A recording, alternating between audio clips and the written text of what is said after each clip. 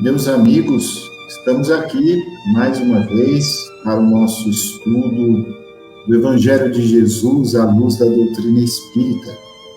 Toda quarta-feira, aqui às 8 horas, as semanas estão passando como relâmpago, né? E hoje nós temos o tema O Sermão da Montanha, segunda parte. Vamos acompanhando a chegada dos nossos irmãos.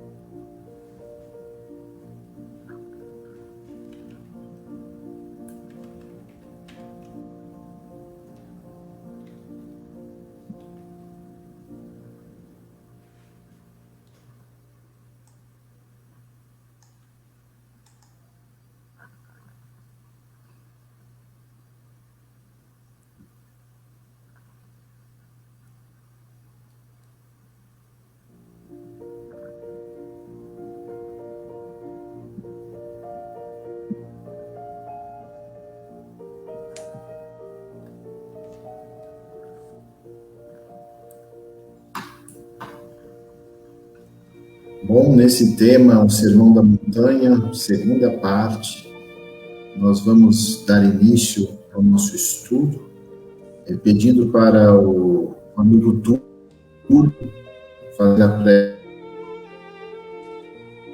prece de abertura.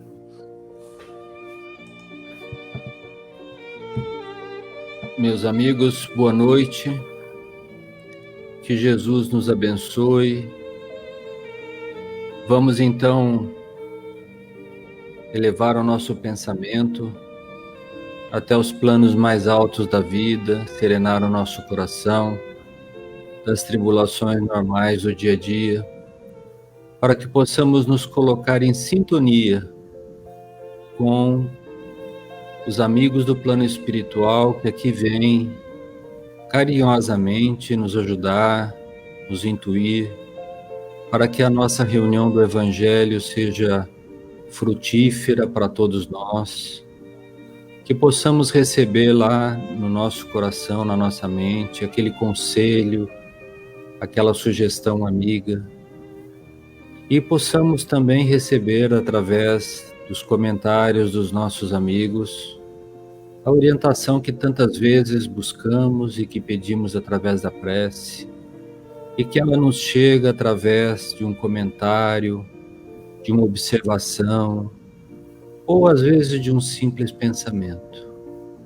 Por isso que te rogamos, Jesus, que abençoe essa reunião e a todos os seus participantes, para que possamos fazê-la dentro dos ideais maiores do teu Evangelho de luz e de amor. Que assim seja, Senhor.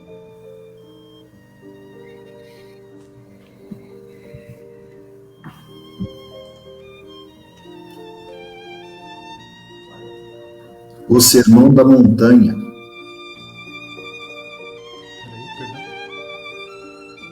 O crepúsculo descia num deslumbramento de ouro e brisas cariciosas. Ao longo de toda a encosta, acotovelava-se a turba imensa.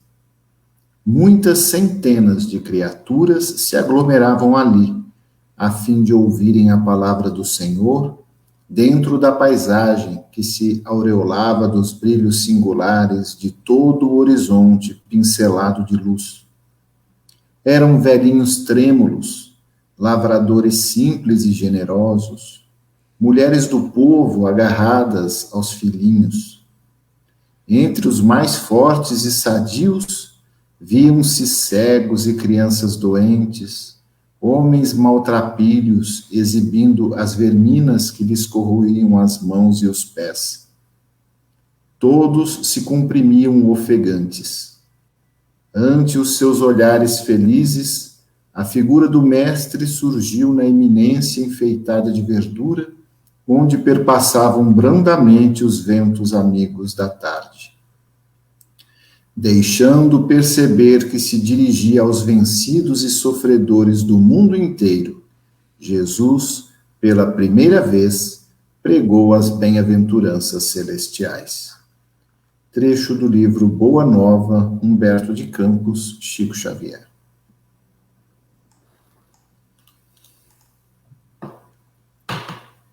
Meus amigos, muito boa noite a todos.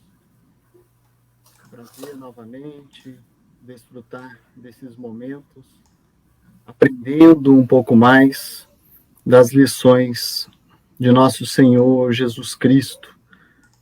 Enquanto o nosso amigo André fazia a leitura dessa passagem, nos conduzindo àquele ambiente singular, naquele monte em que o Cristo se encontrava, a impressão que nos passa é que estamos ali, diante de um grande amigo, segurando em nossas mãos, trazendo para todos nós uma linda mensagem de esperança e, ao mesmo tempo, apresentando para todos nós o verdadeiro roteiro capaz de nos conduzir à felicidade. E é assim que nós enxergamos a lição das bem-aventuranças, em que a fala de Jesus acontece exatamente naquele cenário, no monte, né, em que o Cristo se apresentava. Bem-aventurados, quando nós pensamos nas bem-aventuranças, naquela época significava, e ainda significa, né, abençoados ou felizes. Então, quando Cristo se dirige àquela multidão de pessoas, dizendo, vejam, o caminho para a felicidade. Ser feliz significa agir e sentir dessa forma. E ele, então, nos apresenta 8 itens que resumem exatamente a condição de bem-aventurados. Nós acostumamos dizer, né, isso que se extrai do Evangelho, que o Cristo, ele dizia naquele momento para as pessoas sofredoras, porque certamente aqueles que não sofriam não precisavam de uma mensagem de consolo, mas se nós olharmos com um pouco mais de profundidade, né, todos nós sofremos, sem exceção. Todos nós que estamos aqui no planeta Terra passamos por dificuldades. A forma como cada um encara as suas dores é que é diferente. E aquelas pessoas que se encontravam ali, como que segurando as mãos de Jesus, eram exatamente os sofredores que estavam dispostos a encarar os seus sofrimentos de uma maneira diferente, de forma a proporcionar um impulso, uma elevação, né, na mudança de vida, na mudança da forma de sentir o mundo ao seu redor. Portanto, uma das coisas que nos chamam muito a atenção no texto, na forma como está escrita no Evangelho, que Mateus relata que o Cristo pregava às multidões. E por que esse plural, né? Às multidões? Porque Jesus falava de forma universal, para todos os povos, para todas as pessoas que ali estavam, né? Numa sociedade que nós sabemos era extremamente excludente.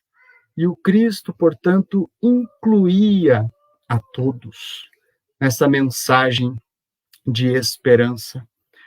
Jesus, ele utiliza daquela simbologia com muita maestria, né? Olhando um pouquinho dos detalhes da passagem, porque o povo hebreu tinha, dentro de suas crenças, das suas tradições, um olhar muito atento para as pregações no monte, porque foi assim que Moisés trouxe ao povo os 10 mandamentos, o seu Pentateuco, em que Moisés ele ia ao monte e trazia de lá as informações do mais alto para que o povo praticasse, para que o povo cumprisse. E Jesus ele reproduz aquele ato, né? Subindo ao monte e falando por si próprio qual seria a palavra da felicidade, sem ser intérprete, mas ele próprio detentor desse roteiro para todos nós. Então, essa simbologia para o povo da época também foi extremamente marcante, comparando com o ato de Moisés, né? E observando ainda a grandeza do Cristo, que falava de si mesmo para as multidões. O Cristo falava de si mesmo para as multidões. Outro ponto importante, assim, que precisamos olhar com mais atenção, é que o povo daquela época, ele estava procurando, sim, a construção de um novo reino, mas um reino terreno, equiparado às ideias que nós temos de realeza. Era essa a ideia de muitas pessoas naquele momento, e que enxergavam no próprio Cristo esse novo rei, mas um rei para a terra, um rei para o mundo terreno.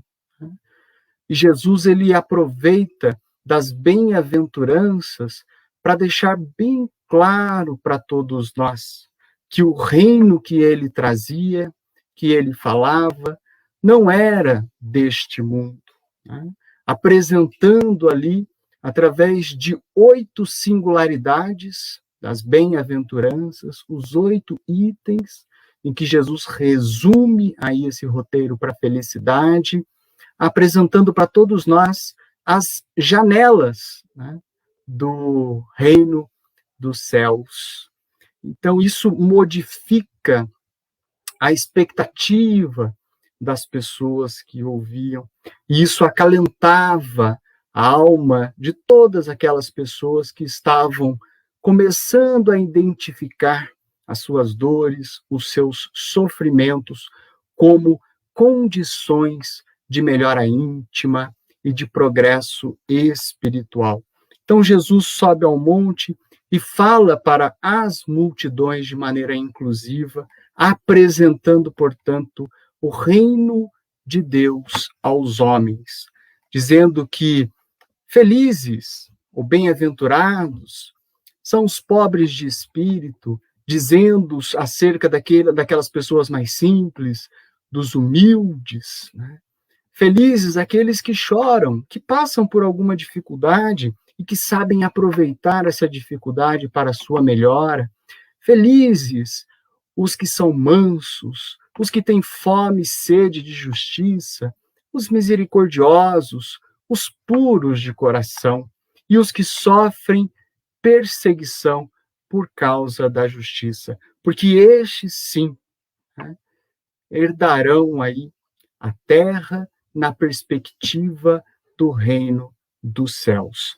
Essa mensagem do Cristo para todos nós, que tem uma simbologia profunda, né, tanto nas tradições da época, como que nos convidando a dar menos atenção às coisas da terra que passam, né, que perecem, e mais atenção às coisas do espírito, que são imortais, que são permanentes, que são eternas. Então está lá esse roteiro para a nossa felicidade. Se nós tivermos um pouco de dificuldade de compreender com a leitura simples do Evangelho, né, esses 8 itens das bem-aventuranças, porque o 9º resume todos esses 8, né? Nós vamos encontrar também no Evangelho segundo o Espiritismo uma didática sistematização que Kardec nos apresenta, colocando ali ao longo de 5 capítulos no Evangelho segundo o Espiritismo, os comentários que os espíritos que compõem a pleiade, né, do Espírito de Verdade, ao trazerem a doutrina espírita para todos nós, também falam, também dissertam, também desenvolvem acerca das bem-aventuranças. E se nós ainda assim tivermos dificuldade de compreender essa linguagem que está ali no Evangelho segundo o Espiritismo, Humberto de Campos, no livro Cartas e Crônicas, nos traz uma passagem linda, né, trazendo uma interpretação moderna das bem-aventuranças, uma passagem que ocorre no plano espiritual. Então, se nós queremos ser bem-aventurados, e com certeza todos nós queremos, sem exceção, né, se nós queremos ser felizes, nós precisamos focar mais a nossa vida, o nosso tempo, para as coisas do Espírito, né, nesse convite que o Cristo nos apresenta. E como ser feliz num mundo de tantas provas, de tantas dificuldades? Né? Como ser feliz? O Livro dos Espíritos nos responde, diz que nós conseguiremos ser felizes. Felicidade no campo material se dá com a posse do necessário, porque toda vez que nós fugimos do necessário, né, os problemas eles surgem de maneira mais intensa. E na parte espiritual, com a consciência tranquila e fé no futuro. Que Deus nos abençoe, nos fortaleça e nos ajude no nosso progresso, nessa nossa marcha, buscando compreender melhor os ensinamentos de Jesus e buscando colocar todos esses ensinamentos, tudo aquilo que nós já aprendemos e já temos condições de compreender no nosso dia a dia, pouco a pouco, né? Passo a passo, como realmente o Evangelho nos convida.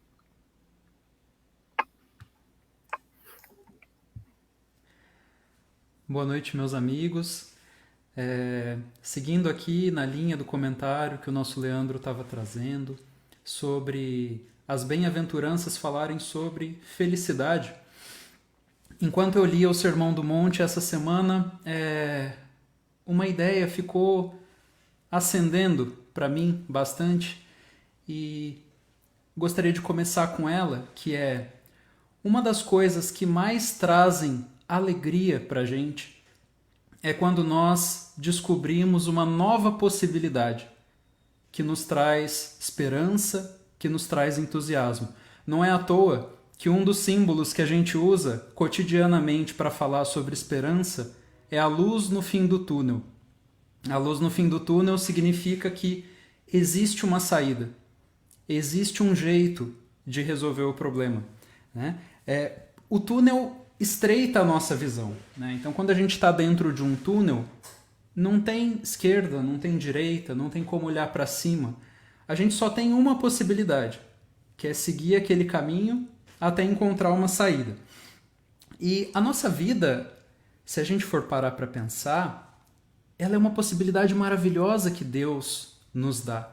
Olha só quantas formas diferentes, quantas possibilidades a gente tem de fazer as coisas, quantas formas de conversar com as pessoas e construir as nossas relações, o tamanho da liberdade que a gente tem para fazer as nossas escolhas, para quais interesses a gente vai dar a nossa atenção, quais vão ser os valores que vão nortear a nossa vida, o que a gente vai fazer com o nosso tempo, como que a gente vai fazer as nossas escolhas. A nossa vida é cheia de possibilidades maravilhosas, mas às vezes, em certos momentos, a gente não consegue ter esse sentimento de que a vida é uma possibilidade, uma grande possibilidade feita de possibilidades. A gente se sente como se a gente estivesse em um túnel, né? Como se a gente não conseguisse ver um horizonte, como se a gente tivesse constrangido a seguir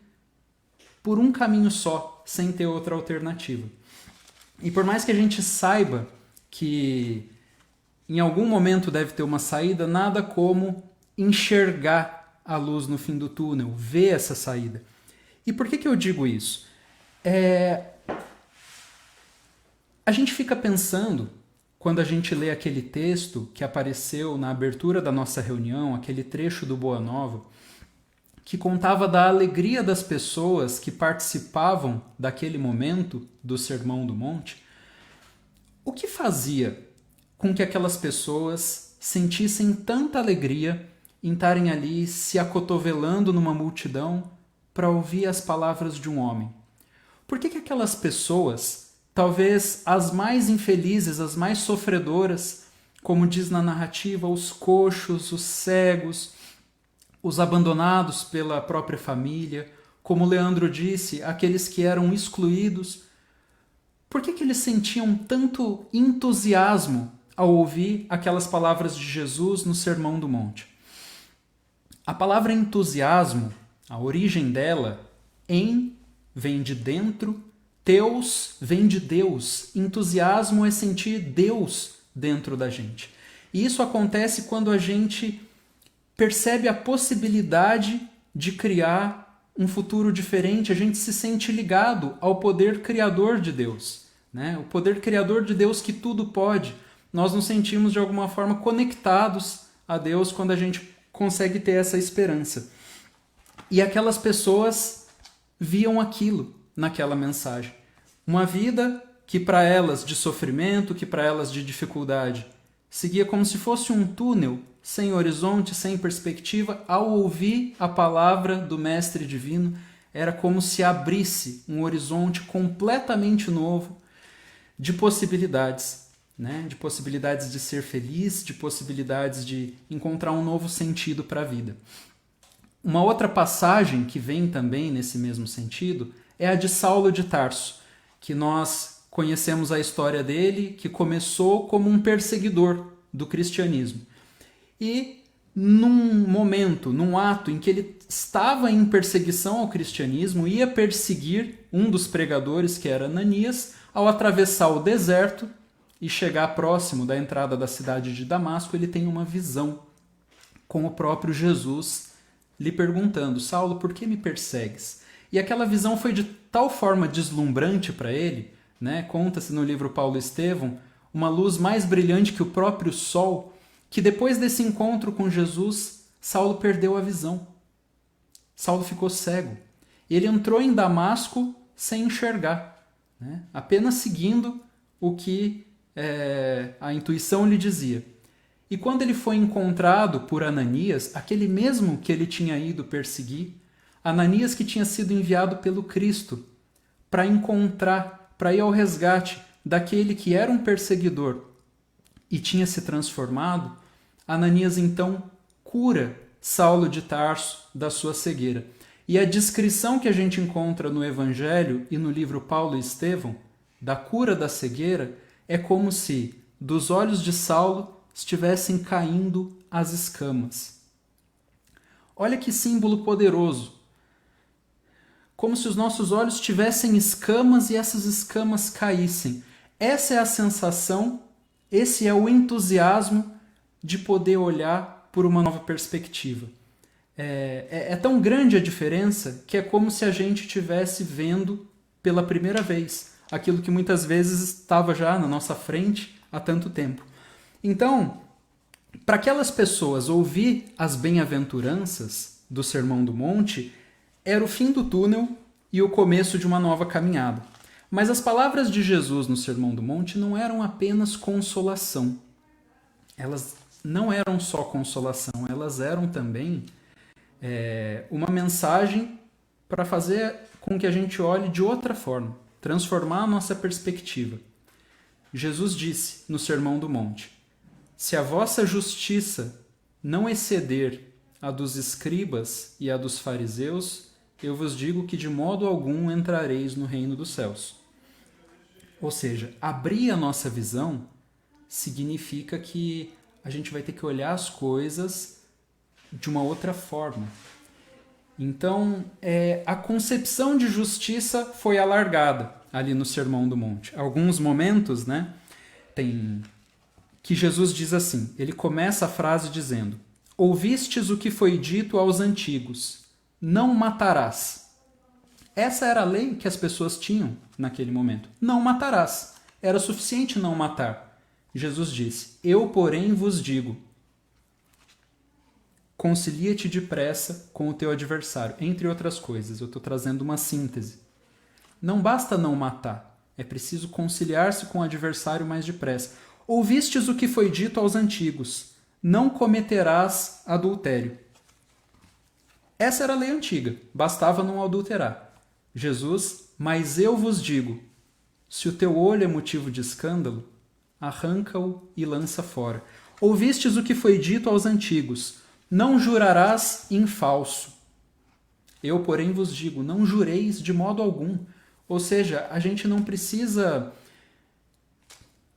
conciliar a nossa fala na verdade ou fora da verdade, dependendo do que for conveniente para nós. Não é preciso jurar, apenas dizer sim para o que for sim, apenas dizer não para o que for não.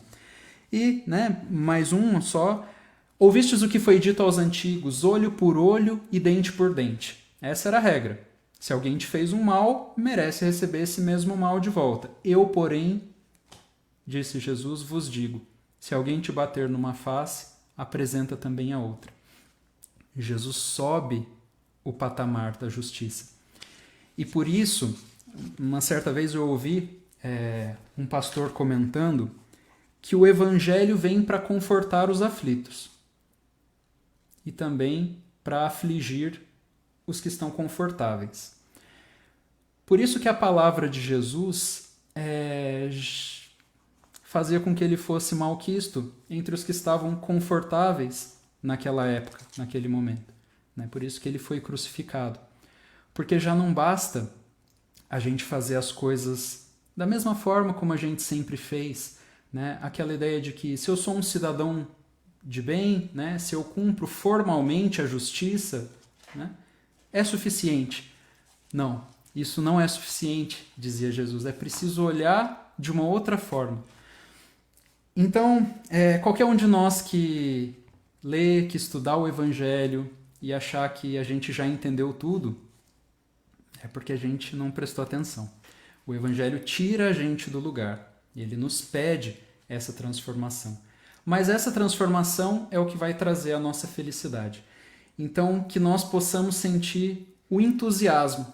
Cada vez que nós lermos o Evangelho, ouvirmos umas de suas lições e sentirmos que talvez as coisas não fossem da forma como a gente sempre pensou que fossem, que a gente sempre viveu e que talvez a gente precise mudar. Que a gente tenha entusiasmo de mudar, porque esse é o caminho dos bem-aventurados.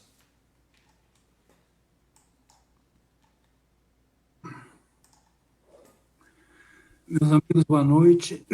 Que Jesus nos abençoe em mais uma noite de estudos.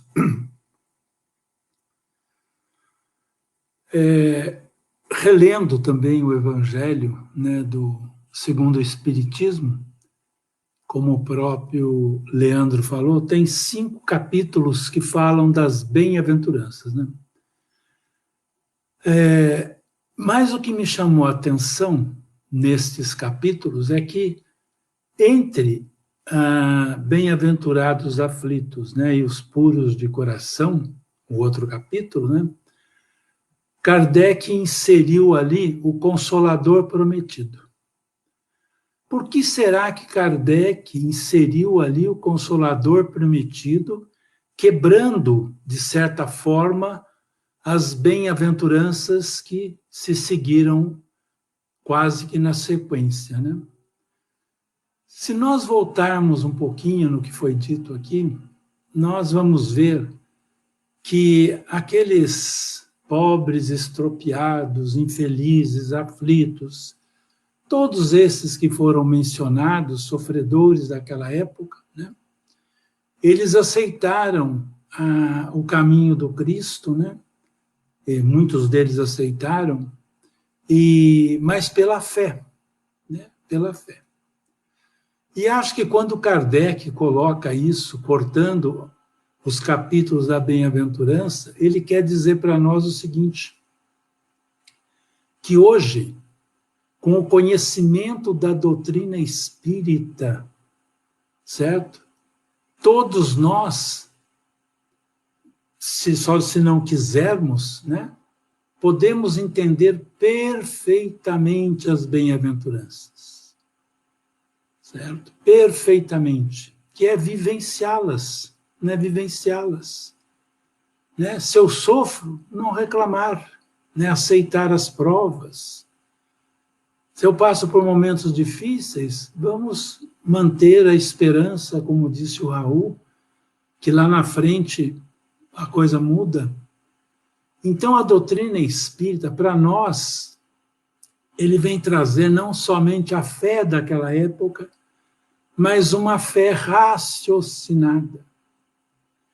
Né? Uma fé raciocinada, porque nós que somos espíritas e aceitamos a doutrina espírita, nós temos ferramentas, vamos dizer assim, maravilhosas nas nossas mãos para que a gente faça a nossa parte. É muito difícil a gente chegar do lado de lá e dizer assim, né? Não, mas eu era espírita, mas não entendi desse jeito, não tem jeito. É clara a doutrina, ela é simples, né? E as bem-aventuranças, certo? Nós nunca vamos encontrar, já foi dito aqui pelos amigos, aqui na Terra. As bem-aventuranças é só na vida futura, né? Não tem aqui na Terra essas bem-aventuranças, né? Quer dizer, sermos felizes a vida inteira, não passarmos por nenhum problema, né? Estou mostrando outro sentido. Não tem, é de luta, né? Quando Cristo trouxe as bem-aventuranças àquele povo lá, inclusive nessa passagem de Humberto de Campos, fica muito claro que aquelas pessoas ali, de certa forma, que sofriam, né? Que passavam aflições inúmeras, mães desesperadas, enfim, tudo que foi narrado aqui hoje, eram corações que estavam já preparados para receber a mensagem do Cristo. Se nós temos exemplos centenas de exemplos na nossa vida, né? Aquela figura lá importante, né? Vamos dizer assim, da dramaturgia, né? Ficou doente, o que acontece quando ela volta da doença, né? Quase 100%. Renova os seus pensamentos, renova o seu modo de vida, foca a vida de outra forma, aproveita a vida, mas num outro sentido. E nós já sabemos, nós somos espíritas, sabemos que existe a reencarnação, sabemos que não estamos aqui por acaso, sabemos que nada do que acontece com a gente é um castigo, certo? Estamos sendo castigados, em hipótese nenhuma. Nós estamos tendo a oportunidade de resgate, sim. Se nós lemos as bem-aventuranças, os 5 capítulos lá, eles falam do começo ao fim sobre isso, da aceitação, da compreensão, né? De vidas passadas, do que fizemos, né, que estamos dessa forma resgatando. E é importante que nós espíritas demos o testemunho. Né? Não adianta, não tem jeito. certo? Se nós, espíritos, saímos por aí reclamando disso, reclamando daquilo, né, é um mau exemplo, né? Porque nós temos esse conhecimento. Nós podemos até fazer isso. Sair reclamando, xingando, falando. Podemos. Temos o livre-arbítrio. Mas as consequências vão ser duras para nós. Quanto mais conhecimento, mais responsabilidade. E nós temos muito conhecimento.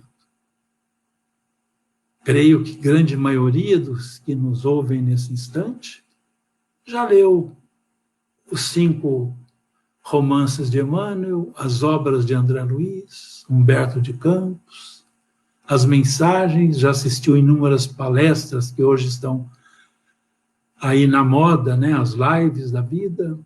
Então nós temos, o que precisa é a gente, vamos dizer assim, bom, chegou a hora, vamos ter que consertar a gente mesmo.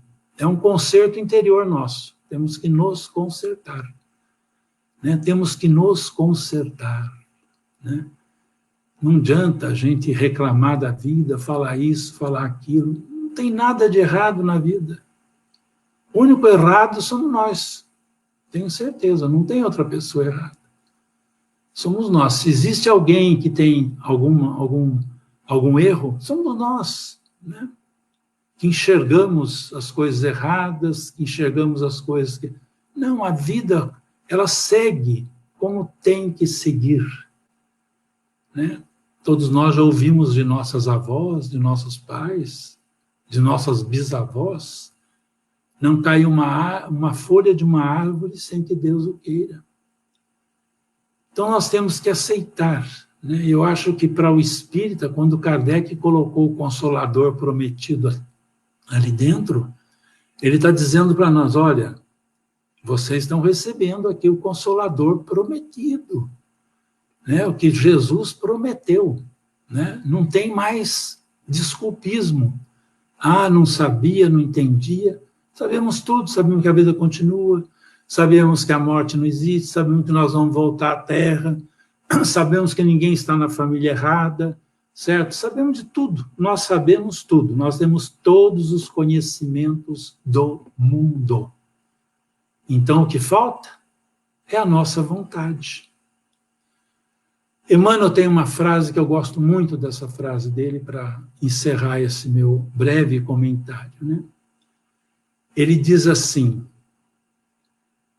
a doutrina espírita, acima de consolador prometido, é libertador de consciências. E é isso mesmo. Se nós vivemos a doutrina espírita, buscarmos viver no dia a dia, nos vigiando, fazendo o melhor de nós, nós estamos nos libertando, né? O Raul fez uma frase muito linda, aí lembrou de, né? Estamos, vamos dizer assim, deixando as nossas escamas, né, derreterem, saírem, tirando esse peso inútil que carregamos durante milênios. Porque tem outra coisa que o Evangelho nos fala, né? E não pode ser outra pessoa. Eu já fiz um estudo assim mental, vou lá atrás, volto, somos nós, né? Os trabalhadores da última hora. Se a gente fizer esse pensamento, vamos voltar lá no tempo do Cristo. Quem éramos? Né? Vamos agora pegar a Idade Média, né? Anos 1300, 1100, 1200, 1500, 1700. Então, veio para nós a doutrina espírita, entendeu? Para nos libertar a nossa consciência. Né? Então, que entendamos a bem-aventurança assim, não como uma, vamos dizer assim, uma varinha mágica, né? Que, não, quando por trás da bem-aventurança, de cada frase que foi dita aqui, de cada comentário que foi falado, tem uma proposta atrás que depende de nós, né? Depende de nós. Bem-aventurados os aflitos, porque sereis consolados. Serei consolado se eu entender aquela aflição, aceitar a vontade divina, sim. Agora, se eu não aceitar aquela aflição, esquece. não serei bem-aventurados. Em toda a fala do Cristo tem a contrapartida para nós. Tem uma contrapartida, né? Olha, nós estamos entramos no século XXI. Temos inteligência, temos tudo. O que será que nos falta, né? Vontade. Só vontade da gente se mudar. Quem pode nos obrigar a nós não nos mudarmos? Que poder é esse que existe? Que pode nos obrigar? Nenhum poder. A vontade soberana é nossa. Eu vou mudar. Eu vou vencer a mim mesmo. Tenho bastante conhecimento de tudo pela doutrina espírita. Eu vou libertar a minha consciência. Eu vou deixar essas escamas que mencionou o Raul para trás. É isso, gente. A gente não pode se enganar, né? A gente não pode, não dá para a gente, não estamos mais no tempo de querer nos enganarmos, né? Uma outra coisa que o Raul falou, que a minha avó falava muito também, era o seguinte: seja o seu dizer sim, sim, não, não. Só isso. Não tem meio termo. Ah, eu sou meio espírita, eu sou meio bom, eu sou meio isso. Não. Ou somos ou não somos, né? Temos que batalhar. Né? Quando eu falo isso, é porque a gente tem que batalhar dentro da gente. Cada um sabe aonde dói o seu calo. É isso, gente. Aproveitar essa vida, aproveitar a obra maravilhosa do Chico. Muitos dos que aqui estão nos ouvindo já foram o Chico no passado. Né? Falamos todo dia dele, buscamos na internet, no Google, tudo que possa ter dele, os ensinamentos. Entendeu? Então vamos buscar, né, vencer esse homem velho, né? Vamos libertar a nossa consciência. O Cristo falou que nos enviaria o Consolador, com certeza, porque nós sabemos, o consolo está de sabermos que não existe nada que nos aconteça que não tenha uma causa ou nessa existência ou em existências passadas. Aí está o consolo, grande consolo para nós. Não podemos reclamar, né? Mas acima de tudo é libertador de consciências. Que Jesus nos ampare, meus amigos, que Jesus nos abençoe, né? Que nós possamos realmente vencer a nós mesmos. É um trabalho de cada um. Cada um de nós tem que fazer esse trabalho portas adentro do seu espírito, da sua alma. Que Deus nos abençoe a todos.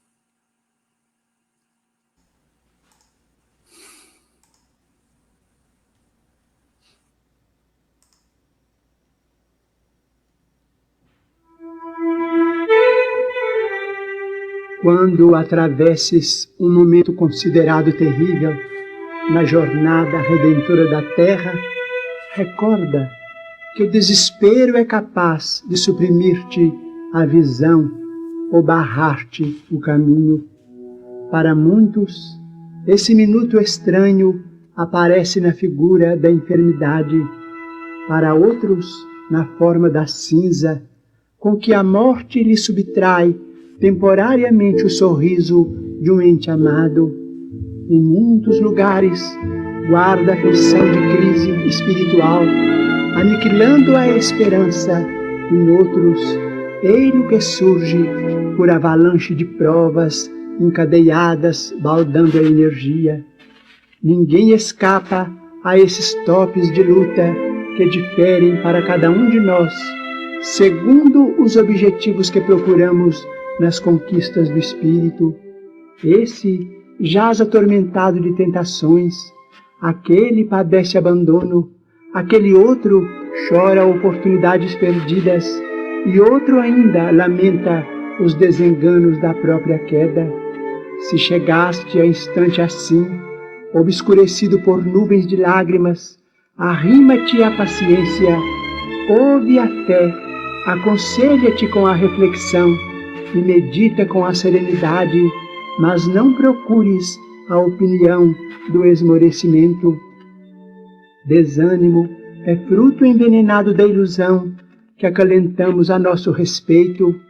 Ele nos faz sentir pretensamente superiores a milhares de irmãos que, retendo qualidades não menos dignas que as nossas, carregam por amor fardos de sacrifício, dos quais diminutas parcelas nos esmagariam os ombros. Venha o desânimo como vier, certifica-te de que a forma ideal para arredar-lhe as sombras será compreender, auxiliar, abençoar e aprimorar sempre. Guardes o coração, conturbado ou ferido, magoado ou desfalecente, serve em favor dos que te amparem ou desajudem, entendam ou caluniem. Ainda que todos os apoios humanos te falhem de improviso, nada precisas temer. Tens contigo a frente e a retaguarda, a esquerda e a direita, a força do companheiro invisível que te resolve os problemas sem perguntar e te provê com todos os recursos necessários à paz e à sustentação de teus dias. Ele, que ama, trabalha e serve sem descanso, espera que ames, trabalhes e sirvas quanto possas. Sem que o saibas, ele te acompanha os pequeninos progressos e se regozija com os teus mais ínfimos triunfos, garantindo-te tranquilidade e vitória. Ele que te salvou ontem, salvará também hoje. Em qualquer tempo, lugar, dia ou situação em que te sintas à beira da queda na tentação ou na angústia, chama por ele. Ele te atenderá pelo nome de Deus.